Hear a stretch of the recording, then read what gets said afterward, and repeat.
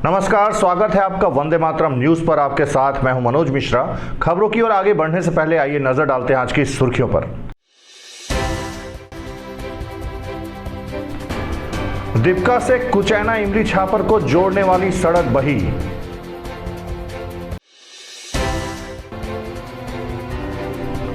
कारगिल विजय दिवस पर सुभाष चौक गूंजा भारत माता की जय से।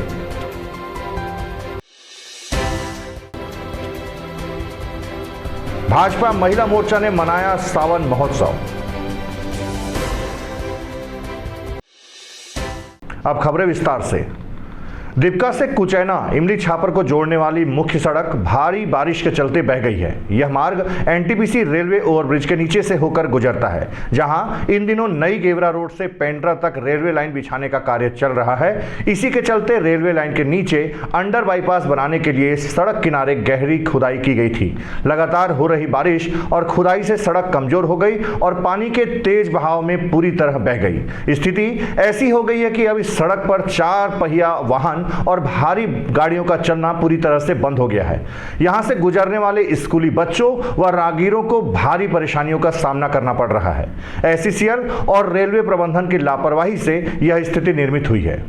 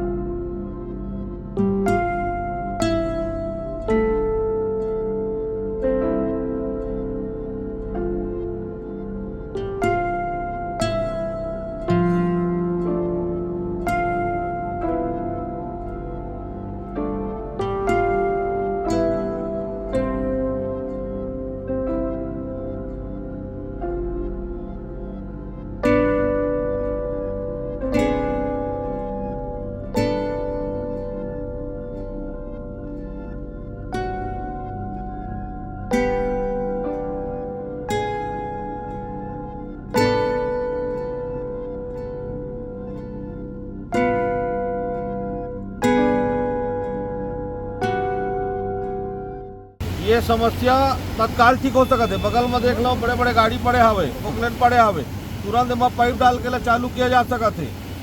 विधायक जिला नहीं दिखे हुई, अभी जानकारी नहीं मिले हुई, घर में सूते हुई, कोई बात नहीं है। ओकर कोई जनप्रतिनिधि पार्षद वगैरह क्षेत्र के हुई, बोला जानकारी में हुई, तत्काल संज्ञान में विधायक जी तक पहुँचा सकते, एसईसीएल तक पहुँचा सकते, रेलवे विभाग में जाके बात कर सकते। काहे मन मोदी गारंटी करके इसे देश में बर्बाद करे काम करते। ये समय रहते ठीक कर ले। अभी सुरेंद्र भैया बड़ा मोहब्बत से बात ले रखी था, छगड़िया क्रांति सेना और जोहार छत्तीसगढ़ पार्टी तेवर बजे दिन बुदा करी। वो रेलवे विभाग घलोला, एसईसीएल घलोला, ये क्षेत्र के विधायक घलोला, सड़क में आके आम जनता से नाक रगड़ के माफी मांगे में मजबूर कर देवो हमन, तो समय रहते चेत जाए। भैया जी की ये रोड टूट चुका है और रेलवे के अधिकारी लोग को हम लोग कई बार बोल चुके हैं इसको अच्छे से बनाइएगा कि होम पाइप डालिए। पीछे में देख सकते हैं आप, राखा डंपिंग हो रहा है। यहाँ पे तालाब और ड्रोन पाइप डला हुआ था, उससे पानी का निकासी हो जा रहा था। अब ड्रोन पाइप जो है टूट गया है और राखर फिलिंग कर दिए हैं। इसकी वजह से ही पानी के तेज बहाव करा रोड को काटते हुए निकल गया है। लखन जी, आप जैसा कि अभी सत्ता में आप पार्षद हैं, आपकी वाइफ पार्षद हैं, क्या आपने अपने उच्च नेताओं को इसका अवगत नहीं कराया कि प्रशासनिक किसी का दबाव नहीं, ऐसा नहीं हुआ कि ये सड़क जो है, क्योंकि आज तो टूटी नहीं है सड़क, ये सड़क तो 1 महीने से चल रही है, क्या प्रयास किया आपने? मैंने इसके लिए प्रयास किया कि अधिकारी जो रेलवे के अधिकारी उससे बात की और डंपिंग और आपका राखा डंप कर उसके अधिकारी से मैं बात किया, तो वो लोग बोले कि करवा देंगे, लेकिन इसके लिए मैं आगे बात नहीं कर पाया। जब से ये पानी स्टार्ट हुआ है तब से ये रोड ऐसे ही चल रहा है और इसमें आम जनता त्रस्त है और इसमें बड़े बड़े प्रशासनिक अधिकारी भी गुजरते। अगर इसमें कोई बड़ा प्रशासनिक अधिकारी जाता तो ये आज स्थिति नहीं होती। इसमें हमारे जो बड़े प्रशासनिक और सक्षम अधिकारी अगर वो इस पर ध्यान दें तो इस समस्या का निराकरण हो सकता है, नहीं तो ये हमेशा के लिए ऐसे ही बना रह जाएगा। जो बाईपास अंडर ब्रिज बनाया गया है, उसमें भी अंडर ब्रिज जो बनाया है उसमें भी बहुत ज़्यादा दिक्कतें हैं। एक ही रोड होगी। मैं जिलाधीश से एक बार निवेदन करना चाहूँगा कि वो आके इस स्थिति के बारे में जानकारी ले, क्योंकि कोरबा से दीपका बिलासपुर तक मुख्य मार्ग को जोड़ने की ये मुख्य सड़क है। अगर इस सड़क के बारे में उन्होंने या हमारे जो कैबिनेट मंत्री है या विधायक प्रेमचंद पटेल जी हैं वो भी ध्यान दें। अगर इस चीज़ के बारे में हम लोग जानकारी नहीं ले पाएंगे तो हम जो ये 10-12 गांव की जनता है ये परेशानी भुगतती रहेगी। और जो एसीसीएल के अधिकारी हैं उनको भी ध्यान देना चाहिए और एनटीपीसी प्रबंधन के बारे में भी जानकारी होनी चाहिए कि उन्होंने ये जो करतूत की है उसके बारे में आगे क्या समाधान होगा। ये स्थिति जो है ना बहुत ही भयानक है। काबर बताओ, काबर की दीपका से कुसमुंडा और कोरबा कनेक्ट करे के एकमात्र रोड है, कनेक्टिविटी रोड। अगर ये रोड ये जैसे कट गई ना तब आदमी मतलब कम से कम हरदी बाजार चौक से दीपका 7 किलोमीटर और वहाँ से हरदी बाजार से इमली छापर 10 किलोमीटर, मतलब 17 किलोमीटर घूमे पड़ी। और 17 किलोमीटर रोड घूमे में आप सोचो कि कितना तकलीफ है। ये रोड ला समय रहते अगर बना दिए जतीस तो स्थिति होती इसका। कटघोरा विधायक कुंभकर्णी नींद में सूते हैं, ओला कोई फर्क पड़ना नहीं है। कुछ बोल दो तो मोदी गारंटी बोल दी। ये मोदी गारंटी देख लो आप। ये क्षेत्र के जनता इतना त्रस्त इतना परेशान है। यही पुल की बात नहीं, और भी पुल है आप लोग बता दो। अगर पत्रकार मन घूमे तो अगर घर के बगल के पुलिया ला लइका मन अगर नाला ला लइका मन तौर के जैसे स्कूल, ये स्थिति है। आप बताओ ऐसा विधायक ला कटघोरा विधानसभा में चुने गए अगर स्थिति क्या हो सकता। देश के लिए अपने प्राणों की आहुति देने वाले वीर जवानों की स्मृति में पूर्व सैनिक सेवा संघ कोरबा द्वारा सुभाष चौक में कारगिल विजय दिवस मनाया गया। इस अवसर पर कोरबा का सुभाष चौक देशभक्ति के रंग में रंगा दिखा। कार्यक्रम में पार्षद तथा भाजपा नेता नरेंद्र देवांगन भी शामिल हुए। उन्होंने कारगिल के शहीदों को नमन किया और कारगिल विजय दिवस की सबको बधाई दी।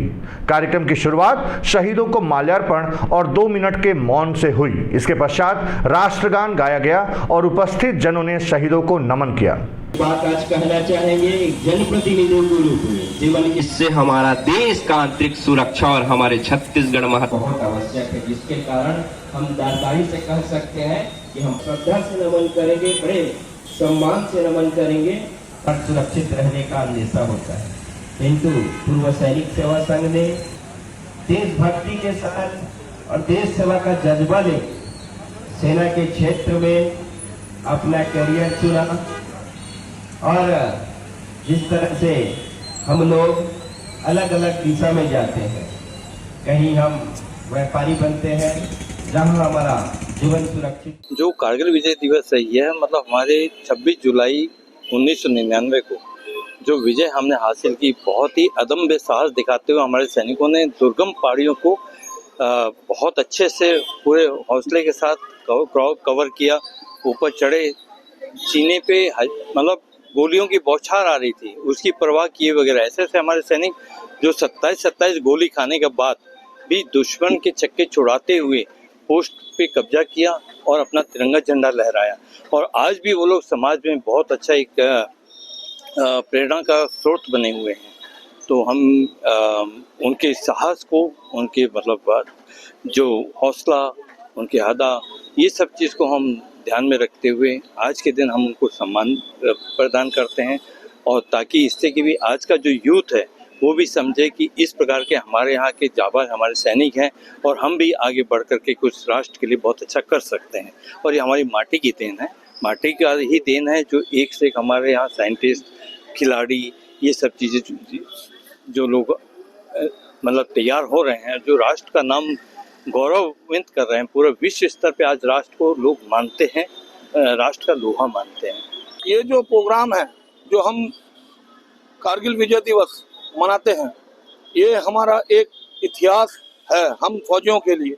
और हम चाहते हैं कि इसको हमारे जो आने वाली पीढ़ियां इससे हमसे सीख ले और अधिक से अधिक नई पीढ़ी जो है, नई जनरेशन जो है आने वाली, वो हम लोग को इंस्पायर हो, हमको देख के।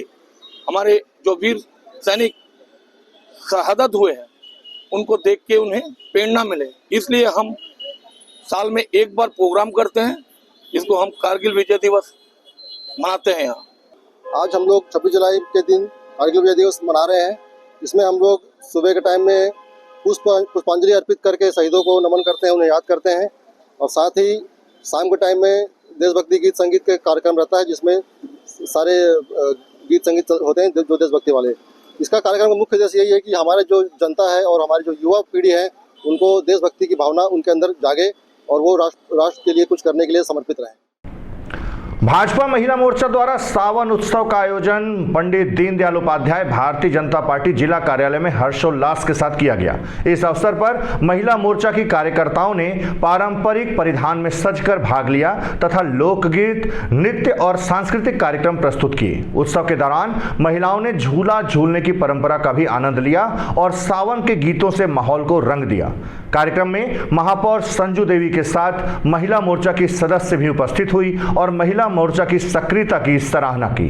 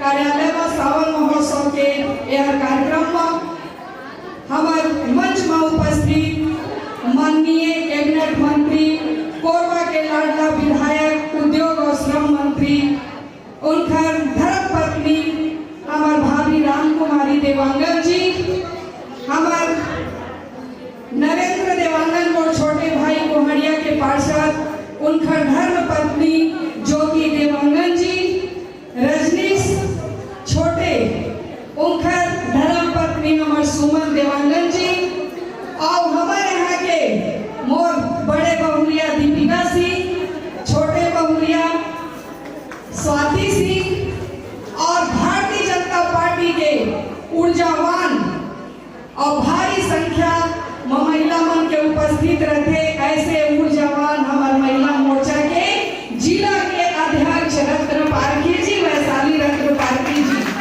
आप सभी का सावन महोत्सव के ढेर सारी बधाई और शुभकामनाएं। आज हम सभी इस पार्टी कार्यालय में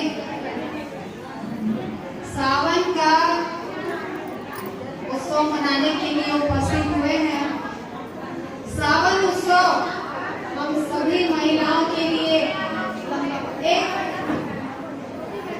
हर्षोल्लास का कार्यक्रम रहता है। हम सभी बहनें हरी साड़ी, लाल साड़ी ऐसे पहनती हैं, मेहंदी लगाती हैं, झूला झूलती हैं और एक बहुत ही सुहाना मौसम और झूला झूलते हुए हम इसका अनुभव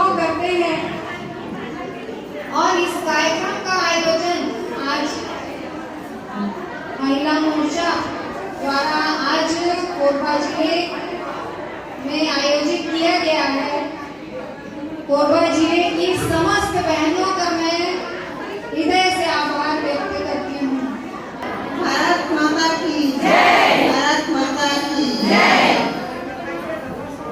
सावन महीना सबको ये बधाई, सबके जीवन ला, सबका जीवन ला, सबको याद। रिजदी चौक की मुख्य सड़क इन दिनों बदहाल स्थिति में है। सड़क पर जगह जगह गहरे गड्ढे बन चुके हैं, जिनमें बारिश का पानी भर जाने से मार्ग की स्थिति और भी गंभीर हो गई है। स्थानीय निवासियों व राहगीरों को रोजाना इस सड़क से गुजरने में भारी परेशानी का सामना करना पड़ रहा है। पानी से भरे गड्ढों के कारण दुर्घटनाओं की आशंका भी बढ़ गई है।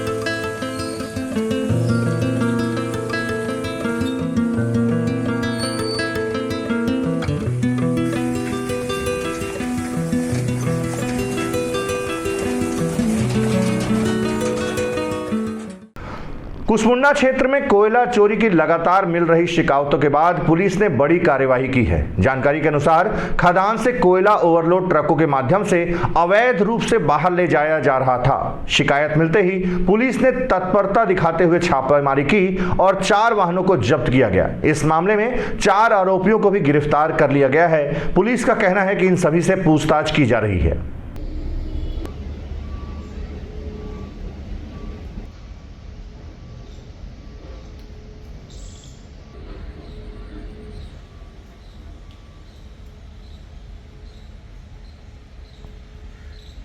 ये परसों रात की घटना है। कुसमुंडा खदान प्रबंधन रोड सेल के द्वारा ओवरलोड होने के शक पर 4 गाड़ियों को पकड़ा गया था और फिर उसके बाद कल पुलिस थाने में इसके संबंध में सूचना दिया गया, कुसमुंडा थाने में सूचना दिया गया था, जिसके आधार पर पुलिस के द्वारा विधिवत कार्रवाई की गई है। करीब 4 गाड़ियों में करीब 84 टन अधिक कोयला मिला है और सभी गाड़ियां बिलासपुर जा रही थी। इस संबंध में अभी तक 4 व्यक्तियों की गिरफ्तारी की गई है। जैसे जांच आगे बढ़ेगी तो अन्य जो व्यक्तियों के नाम आएंगे उनकी गिरफ्तारी की जाएगी। गेवरा क्षेत्र में सुरक्षा को सर्वोच्च प्राथमिकता देते हुए क्षेत्रीय सभागार में एक मैराथन सुरक्षा बैठक का आयोजन किया गया। बैठक की अध्यक्षता महाप्रबंधक ए.के. त्यागी ने की। इस बैठक में क्षेत्र व उप क्षेत्र के विभाग अध्यक्षों के साथ साथ आउटसोर्सिंग कंपनियों के प्रतिनिधियों ने भी भाग लिया। बैठक में श्री त्यागी ने गेवरा क्षेत्र में हाल की दुर्घटनाओं पर गहरी चिंता व्यक्त करते हुए कहा कि हमें स्वयं जागना है और दूसरों को भी जागरूक करना है। उन्होंने सभी प्रतिनिधियों से सुरक्षा जागरूकता अभियान में सहयोग देने की अपील की ताकि गेवरा सुरक्षा के क्षेत्र में भी अग्रणी बना रहे।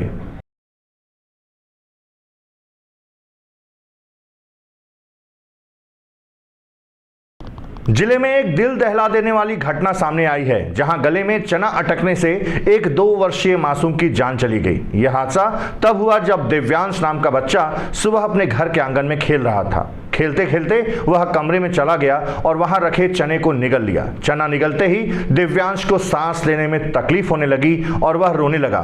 स्थिति बिगड़ती देख परिजन उसे तत्काल मेडिकल कॉलेज चिकित्सालय लेकर पहुंचे। परिजनों का आरोप है कि उन्होंने बार बार चिकित्सकों से बच्चे की हालत के बारे में पूछा, लेकिन उन्हें केवल यह कहकर टाल दिया गया कि वरिष्ठ चिकित्सक आ रहे हैं। उनका कहना है कि उपचार में देरी के चलते दिव्यांश की मौत हो गई। वहीं इस मामले में अस्पताल के शिशु रोग विशेषज्ञ ने कहा है कि बच्चा जब अस्पताल लाया गया तब उसकी हालत पहले से ही गंभीर थी।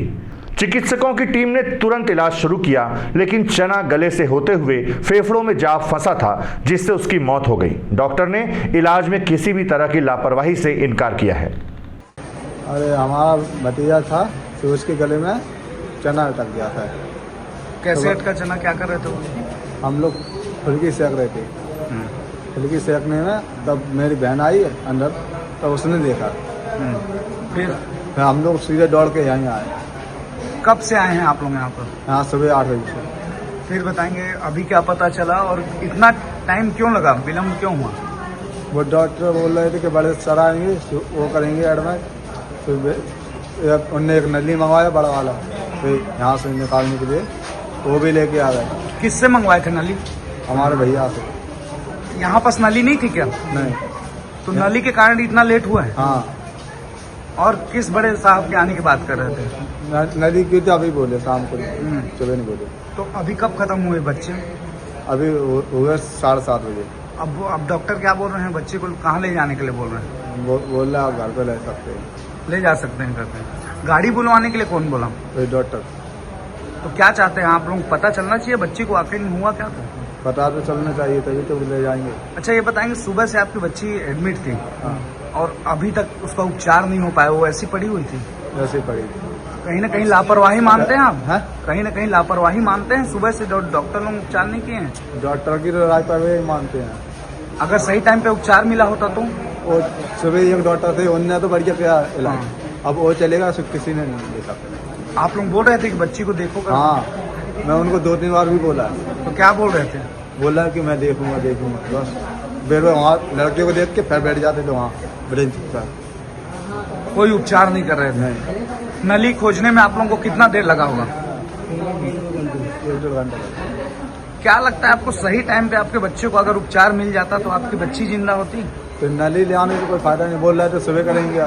सही टाइम पे अगर उपचार मिल जाता, डॉक्टर लोग उपचार कर देते, हाँ। चना निकाल देते तो बच जाता। किसकी लापरवाही है? डॉक्टर की। क्या चाहते हैं आप लोग, पीएम कराना चाहते हैं? पीएम करवाएंगे ना, तब तो पता चलेगा क्या दिक्कत है क्या नहीं। ओपीडी में मैं बैठा था, एक बच्चे को 1.5 से 2 साल के बीच के बच्चे को अचेत अवस्था में उसके परिजन लेके आए। वो काफ़ी बदहवास थे, घबराए हुए थे।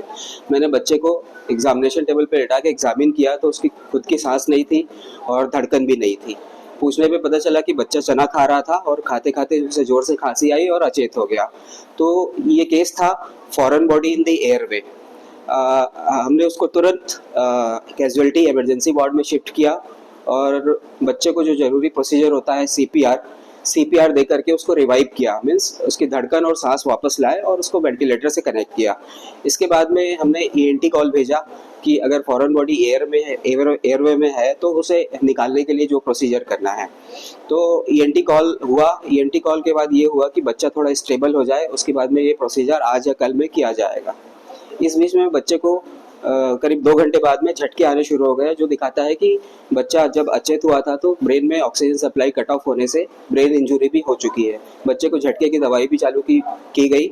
2-3 घंटे बाद में फिर बच्चे की पेशाब नली से खून आने लगा, जो ये दर्शाता है कि किडनी में भी इंजरी हो गई थी। शाम होते होते बच्चे की तबीयत और बिगड़ने लगी, तो हमने जो प्रोसीजर ईएनटी सर्जन को करना था वो शाम के लिए तय हुआ, जिसके लिए टीम इकट्ठी की जा रही थी। इसी बीच में बच्चे की दिल की धड़कन रुकी, रिवाइव करने की कोशिश की गई, लेकिन बच्चा रिवाइव नहीं हो पाया। तो और करीब शाम को 7:30 बजे हमने फिर बच्चे को डेड डिक्लेयर किया।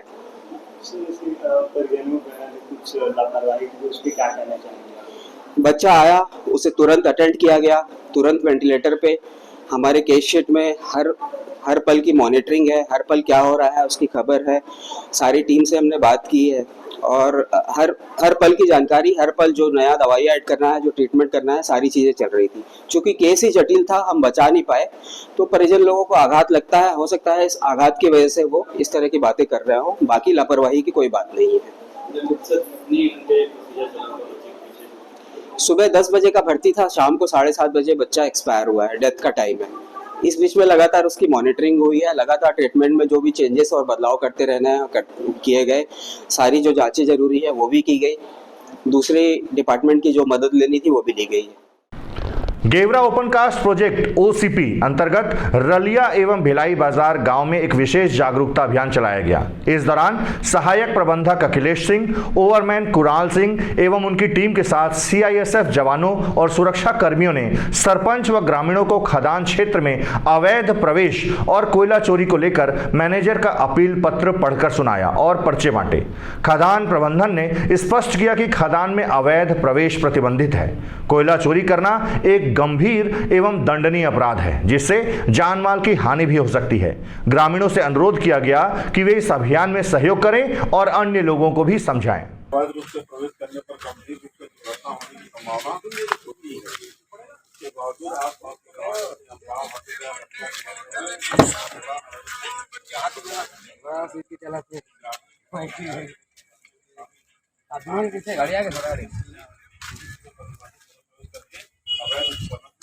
कार्य करते हैं। अवैध इस तरह से हाल ही में बगल के खदान में दुर्घटना हुई थी, जिसमें 4 ग्रामीणों की जान चली गई थी एवं कुछ ग्रामीण घायल भी हुए थे, जिन्हें ग्राम सरपंच, प्रशासन एवं एसीसीएल सुरक्षा कर्मियों एवं सीआईएसएफ के जवानों को द्वारा समझाने एवं मना किए जाने के बावजूद भी नहीं माने। अब वक्त हो चला है हमारे खास और ज्ञानवर्धक कार्यक्रम बूझो तो जाने का। यह आम जनता से जुड़ने का हमारा प्रयास है, जिसमें हर क्षेत्र से सवाल पूछे जाएंगे और सही जवाब देने वालों को दिया जाएगा आकर्षक उपहार।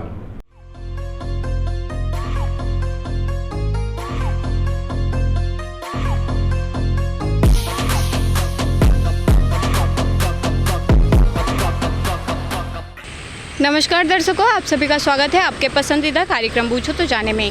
आज का हमारा सवाल है कि क्षेत्रफल के अनुसार छत्तीसगढ़ का सबसे बड़ा जिला कौन सा है। आज के हमारे विजेता को दिया जाएगा फिजिक्स वाला कोचिंग इंस्टीट्यूट की ओर से आकर्षक उपहार। तो आइए चलते हैं दर्शकों के बीच और जानते हैं आज के सवाल का जवाब। क्षेत्रफल के अनुसार छत्तीसगढ़ का सबसे बड़ा जिला कौन सा है? सबसे बड़ा जिला बिलासपुर है। नहीं सर, गलत जवाब है। कोई बात नहीं, आप कोरबावासी को मैसेज देना चाहेंगे? मैं क्या मैसेज दे सकता हूँ इसके बारे में, किस संदर्भ में? कुछ भी, आप जो भी बोलना चाहते हो नगरवासियों से। मैं ये कहना चाहता हूँ कि स्वच्छता बनाए रखें, बीमारियों से दूर रहें, ये संदेश देना चाहता हूँ। धन्यवाद। क्षेत्रफल के अनुसार छत्तीसगढ़ का सबसे बड़ा जिला कौन सा है? क्षेत्रफल के हिसाब से बस्तर होगा। नहीं सर, गलत जवाब है। कोई बात नहीं, आप कोरबावासी को मैसेज देना चाहेंगे? नहीं, अब मैसेज है कि अपना कोरबा ठीक रहे, अपने कोरबा में रहते हैं तो कोरबा का विकास हो, ये सबसे मेन है। बिल्कुल, धन्यवाद। क्षेत्रफल के अनुसार छत्तीसगढ़ का सबसे बड़ा जिला कौन सा है? कोरबा। नहीं, गलत जवाब है। कोई बात नहीं, आप कोरबावासियों को मैसेज देना चाहेंगे? ठीक, कोई बात नहीं, धन्यवाद। क्षेत्रफल के अनुसार छत्तीसगढ़ का सबसे बड़ा जिला कौन सा है? रायपुर। नहीं, गलत जवाब। कोई बात नहीं, आप कोरबावासियों को मैसेज देना चाहेंगे? ठीक, कोई बात नहीं, धन्यवाद। क्षेत्रफल के अनुसार छत्तीसगढ़ का सबसे बड़ा जिला कौन सा है? क्षेत्रफल के हिसाब से जांजगीर चांपा। नहीं सर, गलत जवाब है। कोई बात नहीं, आप कोरबावासियों को मैसेज देना चाहेंगे? कोरबावासियों को मैसेज देना चाहता हूँ कि जो यहाँ पर मुर्दापंथी करके पड़े हुए हैं या जीवन यापन कर रहे हैं या मेरे को क्या करना है ये सोच करके अपना जीवन यापन कर रहे हैं और आम जनता जो समस्याओं से जूझ रही है उस सब का कारण आम जनता प्रथम है। तो मेरा आपके चैनल के माध्यम से सारे आम जनता से, चाहे वो मेरा परिवार हो या अदर समाज के व्यक्ति हो या मेरे सामाजिक व्यक्ति भी हों, कोई भी कोरबावासी हो, जहाँ तक मेरी आवाज़ पहुँचती उनसे मेरा हाथ जोड़कर सनम्र निवेदन है कि अपनी जनता जनार्दन जो है वो अपनी जवान को मुखरता से उठाए, अपनी समस्याओं के लिए लड़े और कहीं पर भी कहीं कोई दिक्कत आती तो जिला प्रशासन से उस समस्याओं का समाधान निकालने के लिए प्रयास करें। धन्यवाद सर। क्षेत्रफल के अनुसार छत्तीसगढ़ का सबसे बड़ा जिला कौन सा है? रायपुर। नहीं, गलत जवाब है। आपको पता है आंसर? बिलासपुर। कोई बात नहीं, गलत जवाब है। क्षेत्रफल के अनुसार छत्तीसगढ़ का सबसे बड़ा जिला कौन सा है?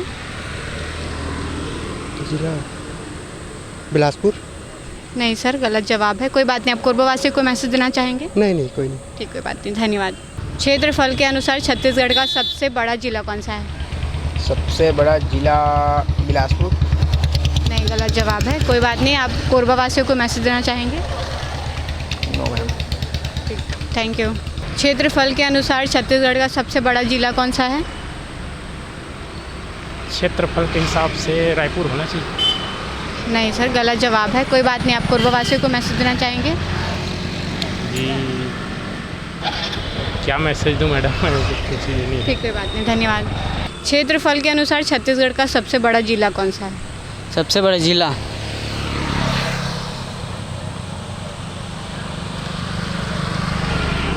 नहीं पता। ठीक, कोई बात नहीं, ठीक है, थैंक यू। क्षेत्रफल के अनुसार छत्तीसगढ़ का सबसे बड़ा जिला कौन सा है? खरगोन। क्या है? खरगोन। सरगुजा जिला। सरगुजा जिला।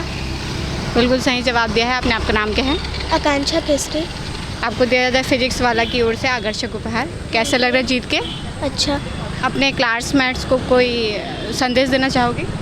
संदेश दीजिए अपने क्लास का, बोलिए। कुछ बोलना चाहोगे कोरबा वासियों को? धन्यवाद। आज का हमारा सवाल था कि क्षेत्रफल के अनुसार छत्तीसगढ़ का सबसे बड़ा जिला कौन सा है, जिसका सही जवाब है सरगुजा। आज की हमारी विजेता रही हैं आकांक्षा, जिन्हें दिया गया है फिजिक्स वाला कोचिंग इंस्टीट्यूट की ओर से आकर्षक उपहार।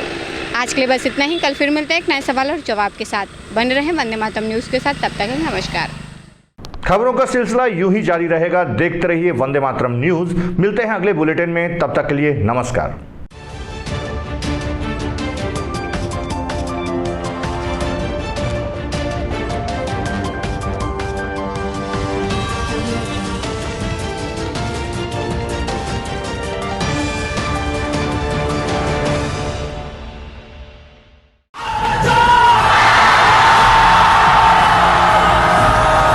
फाउंडेशन जेई नीट की तैयारी करने वाले स्टूडेंट्स और ड्रॉपर स्टूडेंट्स, अब आपके इंतजार पे पूर्ण विराम लगाने आ गया है फिजिक्स वाला आपके अपने शहर कोरबा में। अपने भविष्य को लेके चलिए एक सही राह पे फिजिक्स वाला के साथ। तो तैयार हो जाइए ऑफलाइन एजुकेशन में रिवॉल्यूशन के लिए। हमारा पता 2nd फ्लोर, शांति हीरो शोरूम, कोसाबाड़ी चौक, कोरबा, छत्तीसगढ़। फिजिक्स वाला विद्यापीठ पाठशाला, पढ़ लो चाहे कहीं से, मंजिल मिलेगी यहीं से। Session 2024 and 25 admissions open for JEE, NEET and Foundations from classes 8th to 12th and droppers। अधिक जानकारी के लिए आप इस हेल्पलाइन नंबर पे कॉल कर सकते हैं 7880189145। Happy learning. Siddhi Vinayak hospital, a unit of orthopaedic surgery and trauma management. अब हड्डियों से संबंधित रोगों के उपचार के लिए कहीं और जाने की जरूरत नहीं। जटिल एवं असाध्य रोगों का सफल इलाज अब आपके अपने शहर में। घुटने व कूल्हे के जोड़ों का प्रत्यारोपण, जटिल फ्रैक्चर एवं जोड़ों का सफल ऑपरेशन, गठियावाद व जोड़ों के दर्द का उपचार, टेढ़ी मेढ़ी हड्डियों का बेहतर इलाज, हड्डियों की जन्मजात विकृतियों का उपचार। इसके अलावा OPT 1-2 की सुविधा, modern pathology lab, private semi private general ward की सुविधा, modern digital x ray, ECG, ICU, ventilator की सुविधा, pharmacy, OT team, waiting area, 24 घंटे एम्बुलेंस एवं आपातकालीन सुविधाएं उपलब्ध। हमारा पता Siddhi Vinayak hospital, doctor Shadalnath, plot number 52, Bluebird school के पीछे, कोसाबाड़ी, कोरबा। इसके अलावा अब हमारा नया संस्थान सिद्धि विनायक प्राथमिक एवं ट्रामा सेंटर, उर्गा। इस केंद्र में फार्मेसी, एक्सरे, पैथोलॉजी व आपातकालीन चिकित्सा सुविधा उपलब्ध है। तो संपर्क करें। मोबाइल नंबर 9993000683, 9109488443 कोरबा के लिए, 8120195179 उर्गा के लिए।